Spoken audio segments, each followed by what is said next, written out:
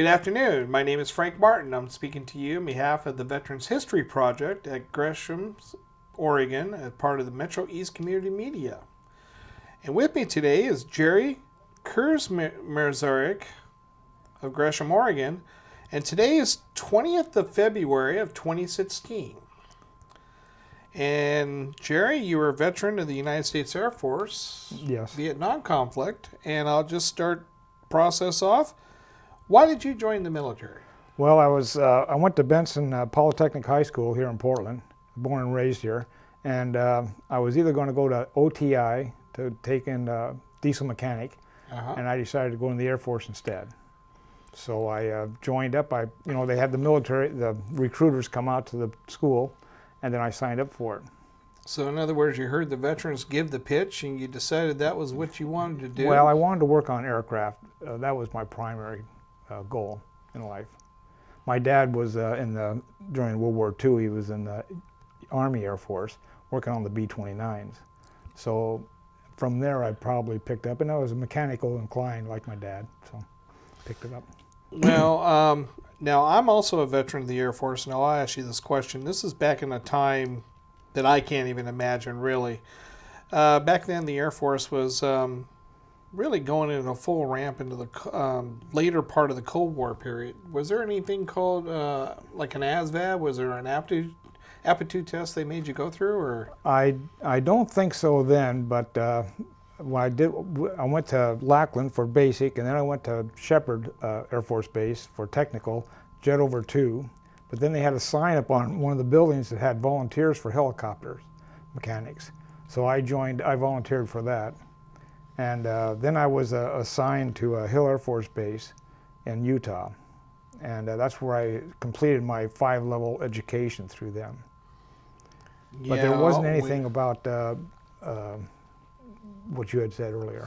So, okay, you said you went to Shepherd first. Was that for Yes. like just general aircraft maintenance, or That was for jet over 2. I was supposed to learn aircraft maintenance for jet over 2, which would have been your bombers and stuff like Right. that. But I volunteered for a helicopter instead, because I thought that's going to be closer to what I could enjoy, because it'd be more hands-on. That's interesting. That I'm kind of familiar with the 82nd Training Wing there at Shepherd. When I was at Hill, I was part of the 82nd Training Wing.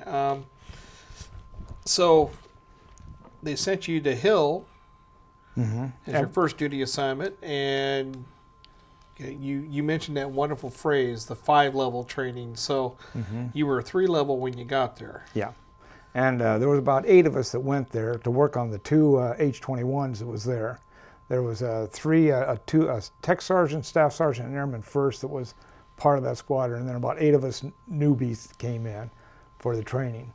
And let's see, I got there in January 1st of 1961, and then March the 7th, I was involved in a car accident with 3 other helicopter mechanic people that was with part of our group. 2 of them died in the accident. And then the other 2, myself and this other man, survived. I was in the Ogden Hospital for 2 weeks, unconscious for 3 days. I went to the base. I was in traction for 2 months. My left femur was crushed. And after 4 months in the hospital, I got out. And then the military came in and asked me if I wanted to have a medical discharge, and I says, not really, because the Air Force has given me some education here, and I'd like to put it to use. So I stayed in. I would imagine your commander there was kind of upset with you a little bit, but nothing he could really do about it, could he? No, it was a bad accident. Right. But after, let's see, I think in '63, I was offered an assignment to Germany, Simbach Air Base. And they says, but you have to extend for 20 months or re-enlist, take an early out and re-enlist. So I took an early out and re-enlisted after 3 years in the service. And then I went home, met a girl that I eventually married, but anyway, I knew her for 2 weeks and we got engaged. And then I went in September, I took off and went over to Germany. And after 8 months over there, I came back home and married her and went back And then we were planning she was going to come over, but the base commander says, which is a good thing back then, he says, you have to have, I was only an E2, or an E3, I mean. He says that you have to have the money to fly her home, because the E4 or above, the government would have taken care of the flight. But I was an E3, so he says you have to have the money in the base, on base. And so I was down at the NCO club one night, and then I got a phone call, and this colonel came in, and he says, the commander wants to see you. So I went over to the commander, and didn't really know what was going on, because it was about 8 or 9 o'clock at night. And the Oregonian came out with a news clip that the government was hindering our relationship. It happened to be Valentine's Day was when this happened. So our picture was on the Oregonian in hearts about the serviceman and the female. And somehow they got the information. I never did find out how, but they got the information that the Air Force was keeping us from getting married. And it was actually having her come over. So anyway, he asked me, and I told him I didn't know anything about it. And that was kind of brushed off. But she came over after we got married. She waited another 8 months, and then she came over and spent 8 months with me over there. Isn't it amazing what the power of the press could really get accomplished for you? Yes. Yes. And it's interesting you brought up that fact where they told you, well, you're just an E3. You got to have the money to send her back. Send your wife. Yeah, send your wife back if you bring her out here. And I mean, yes. I'm going to tell you, the things in the Air Force kind of improved afterwards, because I never heard of that the whole time I was in the military. The only place I ever heard of that was kind of like in Korea. Mm-hmm. If you were married in Korea, you wanted your wife over there under the age of, you had to be what they call command sponsored. Mm-hmm. Otherwise, you didn't bring your wife. And I knew a lot of guys who did, but, they were scraping. I mean, it didn't matter what rank they were. Yeah. But well, we weren't allowed in-house on base housing, so we had to live in the economy. But luckily, I was on flying status with the helicopters, so I made enough to stay off and live in a little Polish refugee community in Ottoburg, Germany, which is kind of between Simbach and Kaiserslautern. I actually know where Ottoburg is. I've driven through there a couple of times. So you were in Germany. And how long did you actually stay out in Germany yourself and with your wife? About a total of about 2 years, 6 months, 7 months, something like that. Because I was supposed to stay there 2.5 years, I think, because I was married. So when I did get married, then they'd say, well, you don't take a 3-year tour. Now it's down to 2.5. But since I got married after a year there, it was kind of varied. But I was able to fly all over the place. We ferried the Army and anybody else and missile support for the Mace missile. At the time I got over there, they had the Matador missile, and we were the only missile base in Germany because of the missile crisis. They restricted how many missile bases the Air Force could have. So we consolidated at the 38th Tactical Missile Wing, and then we had little outlets which had the actual missiles on base at Bitburg and Wiesbaden and Landstuhl, and there's a lot of different places that they were. And we were the only missile wing, 38th Tactical Missile Wing there. But we had helicopters. We had 3 helicopters, and one of my helicopters that I worked on and was the crew chief of was in the Simbach home base homepage on the internet. It had the right tail number on it and everything. Oh, yeah, really? But picture was taken in 1960, and I was there at 63. What's interesting when you mentioned the Matador missile, I was assigned to Bitburg Air Base from 91 through 93, and I knew where the holes were. The missiles silos had been pulled out years ago, but I knew exactly where the holes were. And a lot of people who I was assigned with, they had no clue that those depressions were actually the old missile silos. Yeah. But it's interesting how things change like that. Now, when you were in Germany, that was in the 60s. That was like, everybody was expecting the Soviets to come through the Fulda Gap with all the tanks and just cause mischief. And was there a feeling that would ever happen? Or Well, there was a couple of alerts, and I forget what dates they were, but we had to go out and pull guard duty and stuff like this with weapons. And because I don't know what happened, but when I was in Utah, we had the Cuban Missile Crisis, and when that was happening, they had our hangar with the helicopters right out in the front, up in the front of the apron, and we had about 12 B-47s come in during the Cuban Missile Crisis, and we had to park them. So we parked them over by the RB-57s and the B-57s, which is a different type of jet. One's reconnaissance and the other's a bomber. But anyway, we parked them over by there, and then as I parked this one B-47, I decided to go inside because everything was open. Everything was cocked and locked in it. All the toggles were up, ready and armed. And I just looked around and thought, well, this is it. You know. You were lucky they didn't catch you poking around. Well, the that was aircraft. before the APs got out there. See, they came in and we had to park them. Right. And then right after that, I left, and then the APs were all over it, and had them secure. And funny thing, I was assigned to Hill, and I kind of know where that apron was, and it's still there today. In fact, and I know it's still true today, even though I've been retired for a while. That's where they park the transient aircraft nowadays. Is that right? Yep, all the transient aircraft gets parked in that area, Yep. and that's the only place you can go on the base where you actually see the planes without being on the flight line itself. So you were in Germany and you stayed there for 2.5 years. Then where did you go? Well, then I was assigned to Davis-Monthan Air Force Base in Arizona, and I went down there, and my wife came down, and she tried to get pregnant all the time we were in Germany because we wanted to extend over there. And that didn't happen, but about the same month we got down there, she got pregnant in Arizona. And anyway, I was with the 4080th Strategic Reconnaissance Wing. It was the wing that had the U-2 support and the SR-71 support, which was really, really secret at the time. But and then we had our drones, which was a reconnaissance drone. And what that consisted of is a Ryan aircraft was right across the runway from Davis-Monthan, and they would supply us with the drones, and we would C-130s would launch the drones, and then we had to keep going out to Point Mugu, California, out on the Pacific Missile Range, and then we would go up in the helicopter and we'd catch the drones. With a parachute come down, they had a drag chute on top, we'd catch it, pull them up, and then bring them back and land them on the ground. Now this is in flight. In flight. Oh yeah. And I've got a few pictures of that. In fact, I got a CD that I've given you guys, and it shows the helicopters over in Da Nang.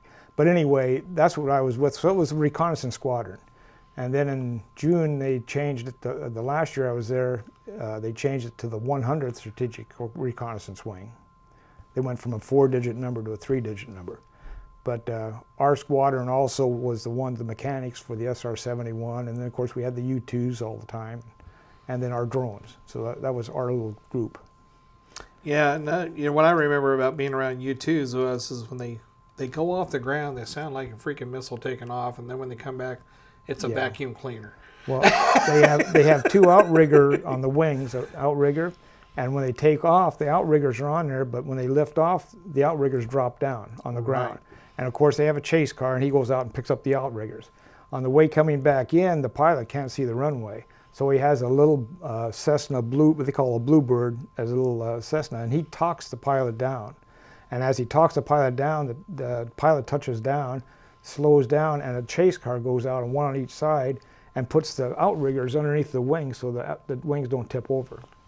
So it was unique. Unique aircraft, yes. And they're still flying them. Yep.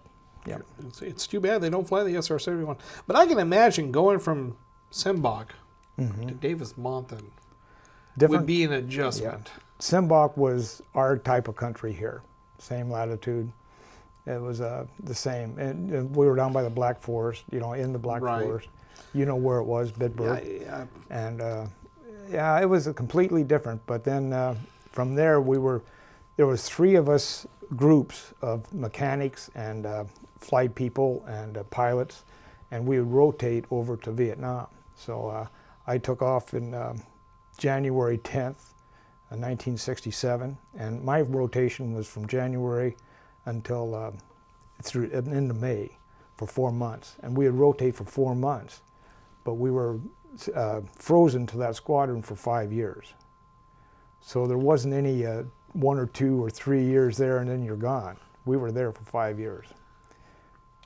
So that's special duty to the extreme. yeah, and then I didn't. And when I came over, I was on flying status, and I had the A preference ahead of my work, MOS code. But when I got there, I was still on flying status, and I would take my 4 hours a month around there. But then they decided that they wanted me to teach all the new levels that they were bringing in, all the 3 levels they were bringing in for helicopter maintenance, and wanted me to teach them. And I'm not a teacher. I wanted to fly with them. So anyway, they took me off of flying status. And then I thought, well, I'm not going to stay in. So I took my first tour over there, and then I got out. So, okay, well, we'll just keep covering this Vietnam a little bit. Yes. You're there for a period of time, and you mentioned that they were sending 3 levels over there. And I find that kind of interesting. The 3 levels were at Davis-Monthan. And they were bringing in people that were cooks and stuff like this. I mean, they needed the people, and that's what we were training was. Besides being on rotation, there was always 2 crews there at the hangar. And of course, our hangar at Davis-Monthan was on the farthest south away from everything because we did have the drones there with us, which was all classified. So we just kind of stayed off by ourselves. Well, to explain to the History Project, a 3 level in the Air Force is basically.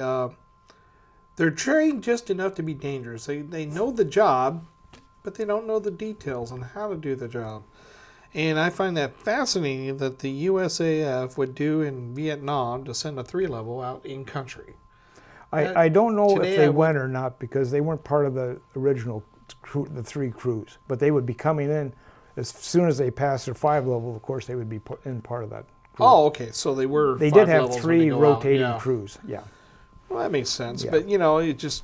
So when you were in Vietnam, where were you assigned to? I was assigned to Da Nang Air Base, Da Nang. and the C-130s, the 2 C-130s they had over there, were down at Ban Hoa, and at Da Nang we had 2 helicopters, and so when I got there, which was let's see, when was that? January 10th or 11th or 12th, something like that. It took 24 hours to get over there. So, whenever that was. And then the other rotation would leave. And let's see, we just had maintenance out there next to the Jolly Green Giants. We were close to them. And then we were in barracks that they just built. They were 2-story barracks. And I think they had we had mortar attacks most of the time. It's called Rocket City.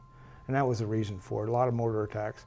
But February 27th, I think it was, is when they had their first rocket attack, which could get into the base. Now, the other stuff was all kind of around the perimeters. And we happened to be in a barracks that was right next to the perimeter. And a rocket hit right outside of our barracks, about 3 inches away from my head, shrapnel went through the barracks, my locker, and the guy that was sleeping next to me, it went through his locker and hit him in the back. And he was taken to the hospital. But then we had attacks almost nightly, around 3 o'clock. You could tell when there was going to be an attack because all the civilians would leave the NCO club and like that. So that was something, I just had to live with it, that's the way it was. That's just the way it was. And we flew the 2 helicopters after I was there down to Tan Son Nhut, which is in Saigon, and to have self-sealing fuel tanks put in them. I didn't realize that until they got down there. They said, "Oh yeah, we're putting in self-sealing fuel tanks." So all this time they were running around without them. You were floating around a little bomb there, yeah. Well, I checked the helicopter and it had a bullet hole in the back end, the aft ramp. So they were shooting at us, but that was just part of the game. I'll ask the squadron status. When you were at Da Nang, was the squadron based in Da Nang, or Yes. were you a tenant to another No, we headquarters? Well, let me see. Let me go back. The 4080th Strategic Reconnaissance Wing was not supposed to be in Vietnam, but we had They were called. We were at Detachment 10, which the Ben Wall people for the C-130 and the CH-3C people at Da Nang was all part of Detachment 10. So that way they kind of got around that. Oh, the wonderful assignment fiction Yeah. that the Air Force Yeah. comes up with. And it was under Project Blue Springs, which is kind of, when they say project, that usually means that they're not really, Congress doesn't really have to have an approval with them and stuff like this. It was part of the reconnaissance thing, you know the way things were going back then. You had to have Right. reconnaissance. So you're only there for a total of 4 or 5 months, and 4 then months. you finally got out. Mm-hmm. I noticed on your uniform here you have the Republic of Vietnam Service Medal and the National Defense Service Medal and the Republic of Vietnam Medal. But I also noticed you have an Army medal on here. Explain that to me. Well, when I joined in June 1960, June 13th, 1960, when it came up to June 13th, 1963, the Air Force didn't have a Good Conduct Medal. You had an Army Good Conduct Medal. And then July 1st, 1963, the Air Force came in with an Air Force Good Conduct Medal. And that's why I have both. Which you also have on the Yes, uniform. because that was another 3 years, because I was in for 7. Now, see, And then a longevity medal also, because of being in for over 6. for me, I was a Cold War warrior. I started off as a Cold War warrior and ended off as War on Terrorism warrior. That fascinates me. I mean, I can't imagine the Department of Army approving a Air Force award of an Army Conduct Medal. I mean, Yeah. it boggles my mind what they used to do. Right. So then you got out. Now, what did you do after you left the military? Well, I went to work for Fred Meyer Bakery here in Portland, which I had worked for in high school, and then I went to Skyways out in Troutdale, and I started to work out there. And my wife was pregnant with another child, and they had me working out there along with about 6 or 7 other people that they brought in, and then they kind of picked who they wanted to have go to school. And they picked me and another guy to go get our A&P license, which means that we could sign off on our work. And so I went down to Portland Portland College downtown. But my wife was pregnant and she was due, and I thought, no, I'm not going to. We had a girl in Arizona, so I thought I'm not going to be gone when she's due. And come to find out, her water broke at night, and we had to take her to the hospital. And of course, she had the baby, pretty quick. But then the Skyways, of course, I didn't really complete what they did, so they let me go. So then I went to work for Columbia Helicopters when it was stationed down in Swan Island in Portland. Well, at least you got to do a little bit of work of what the Air Force Yeah. gave you the training on. Yeah. That's the main thing. That's the hard thing. It's amazing how like I said, I used to work at a maintenance training unit, and I used to know crew chiefs. They were flight line maintainers, and they were sent in to do computer-based training, but yet somehow when they got out, they didn't do anything to do with aircraft. Yeah. It always used to fascinate me how that would work. And Well, when I was working at Columbia Helicopters, right after I quit there, because I went down to the south. Well, I was going all over the United States. We were putting up power towers at the time. We were pointing at a mounting point. Right. We'd drop them, and then I went down to Pitcairn Island with them, because we were putting up a couple of satellite tracking towers for the government, and they took us down, or we drove down to Point Mugu. And well, it wasn't Point Mugu, it was actually right next to it. There was a Navy station there, not that reconnaissance. But anyway, went down there, I forget the name of it, but we took a Liberty flat top, and mounted our 2 helicopters on it, and went down to the Pitcairn Island, which is a little island off of Pitcairn, 60 miles northwest, that was called Owino Island. And there's where we were down there for 2 months, and we put up the towers. We had to bring our own sand and concrete and everything. And the Air Force brought in their CBs, civil engineers, and we flew them over to the beach. They had a little sand island right next to Owino Island. And they poured the concrete and got the satellite tracking towers up. so you got to work with the prime beef and the red pony, red horse. I Yeah. know what you're doing. And then we came back, and I thought, this is just like in the Air Force. I'm gone all the time, because I was gone all the time over in Germany, going different places, Right. Libya, Turkey, Spain, Italy. And Anyway, I stopped. I quit at Columbia because that would have been the constant going all the time. But then I had a seizure, and it was about a little bit under 10 years from the time that I had that car accident in the service back in '61. So this happened in '71, and I had a seizure, and my doctor, civilian doctor here in Portland, said, "Go put a claim in at the VA." And so I did, and then the VA came back and says, this was Jacksonian epilepsy is what you had, and then my femur was okay, so that was 0%. So I just forgot about it. So then 2004, I was taking medicine from the time that I had the first seizure, and then in 2004 I started to have, in 2000 I started having problems with my skin and stuff like this, and finally I put a claim in for Agent Orange. And at the same time, the dermatologist here in Gratium took a skin graft out of my skin and sent it to OHSU because he didn't know what it was. And come to find out, it was the medication that I was under for that 34 years, that Dilantin. And at that time, the VA says, we're getting you off of that Dilantin. And they put me on this new medication that they invented in 1999 called Kempra. And I've been on that ever since, and that's the rest of my life. You know, it's kind of funny how you bring up that subject, Dilantin. In my own personal experience, in the active duty, I actually was prescribed Dilantin for a while, and I don't know how you put up with it. When I took it, I would be happy as I'm going lucky right now, and take the pill, and I'd have a bad attitude for the rest of the day. And I finally gave it up after 5 months. I just said, that's enough of that.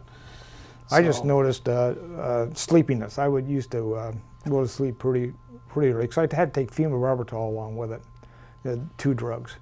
So maybe that counteracted some of the effects that I experienced. It probably did, because there was a big change when I went over to Kempra through the VA here in Portland, and they says, now when you gradually go off of the one and onto the other, he says there's going to be mood swings and all kinds of stuff going on. So he said you really have to watch it. So for that first, 4 or 5 months, I was really on top of it. And I came off of that just fine. But it left me with peripheral neuropathy, discoid lupus, and let's see, well, of course, the medication I'm taking all the time. So when it got all down to it, the VA put me at 100% P&T. So, interesting. But it was due to the accident. It wasn't due to Agent Orange or anything like that. Yeah, I was going to ask you that question. You mentioned you went through the Agent Orange study, and you know, you were only there for 4 or 5 months, yeah. And you know, were you in the area where they used to do the ranch hand springs? Yes. Oh, that's different. Yeah, I was in I Corps, which is the Army area. I think that was I Corps, and all up there in northern Vietnam. And then, of course, Da Nang brought in the ships and everything. Brought in a lot of stuff there. But flying, you know, you're flying in that area too, catching the drones. Sometimes you have to go up into North Vietnam and catch them. But and in the ocean, you know, wherever they could radio control the drone went. Yeah, they could radio control it to a certain extent. You know, so they did have that also, besides being pre-programmed. It was similar to the Mace missile over in Germany. They had a pre-programmed where to go and stuff like this. And then when it came back, they had a little bit of as long as it's close enough to our control tower there at Da Nang, they could bring it in closer or whatever. Interesting. You know, I used to, I told you, I interviewed his mother earlier, and I told her I was sort of a history buff, and I used to read about those drones being launched off the C-130s, and it always fascinated me that we never used them much. Of course, you know, by the time I retired, you know, we had the MHQ Reaper and the RHQ Predator and all that, and those are drones that are controlled by some guy in a freaking trailer out there in Las Vegas half the time. And but you know, back in Vietnam, it was all flying off that C-130 itself. Yeah. They were launched off the C-130, and then we caught them. One story that I wanted to mention about when I left Vietnam, the C-130 from Benoit, our C-130s, came to pick us up and to drop off the other crew. We were out on the hot pad between the 2 runways at Da Nang, out on the hot pad, and that's the only time that we had a daylight rocket attack. and here we are jumping down, trying to get on the ground, and the pilot's in the cabin. He's saying, "Come on, come on!" So we all got up and ran to the C-130, got in. He took off, and he took off at such a steep angle that I thought my head was going to bust because I had a cold going on at the time. But so that's the only daylight rocket attack we had. Okay, I'm going to jump in that story a little bit. And I'm going to ask you a question. You just told me they had a hot pad between two runways. Yes, that's where they kept. That's incredible. That's where they kept the armed, and they also our C-130 always parked there because it was, kind of away from everything else. Because anytime I saw hot pads, they were always off to the side. Yeah. Never in between two runways itself. But of course that was Vietnam, I guess. Yeah. Different situations. And well, they had the hard sites for the F-4 Phantoms and stuff like that, and the other bomber aircrafts that they had there. But and how am I going to phrase this? You were a helicopter flight engineer in Germany. Oh, so you were only a mechanic in Vietnam. Right. So. Yeah, they wanted me to teach. So. Funny how they make you do that. You got to be the teacher. I was like you.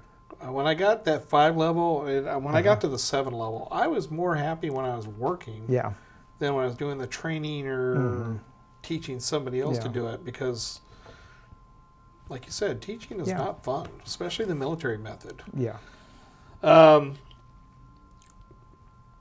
So you only went through one rocket attack during the day. Oh no, that was during the day. Yes. Okay. And during the night, you had those rocket attacks, and you had that piece of shrapnel fly so close to you. Did it ever make you think that maybe this was not the brightest idea of volunteering? Well, no, not really. I enjoyed my time there.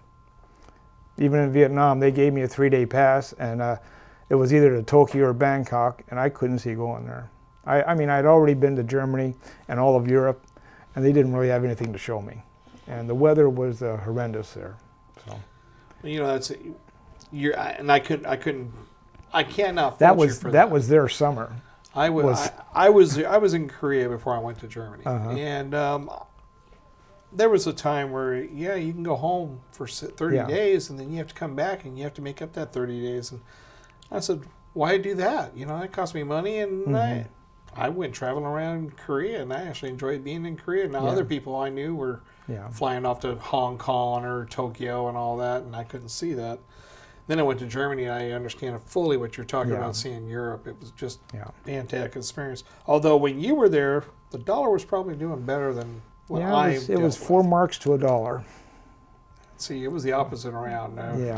We were talking in terms of 1 mark 90, 1 mark 71, and I celebrated when it went at 2 marks 20, where I could make pay less on my auto insurance than I did my car payment. I was dancing in the streets then.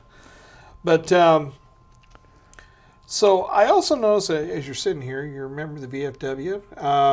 Are you active in the Veterans Forum? Yes, I'm the chaplain. That's a yearly thing, and I've been that for, 3 or 4 years. But it's the VFW Post 180 here in Gresham, and proud member. I would imagine in your post you have the World War II and the Korean. Well, they're all getting up in age pretty much, but the Korean veterans and then the Vietnam veterans. Are you seeing any of the later veterans? We are getting quite a few members with the later veterans, and I don't know how much monthly it is, but usually probably every meeting we have the first Wednesday of the month down here at the old City Hall, and we usually have 1 or 2 new recruits every month coming in now. Well, you're actually doing better than what I expected. Yeah. Because I used to be I was active duty at Hill, and I was very active in the VFW on base, and here I was an active duty member, and I was eligible because of my Korean service, and it was hard to get the people who were eligible on the base to come over and volunteer, or even the ones who'd gotten out. They just didn't want to come in. And back during our time in the Vietnam War, it was you were frowned upon instead of honored like they are now, which I think is right. Well, yeah, exactly, and I fully agree with you. So you enjoyed your time in the Air Force. Do you ever regret getting out? I do, except I think back to where if since I had a seizure after I was out about 4 years later, I had a seizure, and I would have been over there when I had my seizure, first seizure. I would have been over there in Vietnam, and I thought, no, that's not a good time to have it. Exactly. So that's the end of that.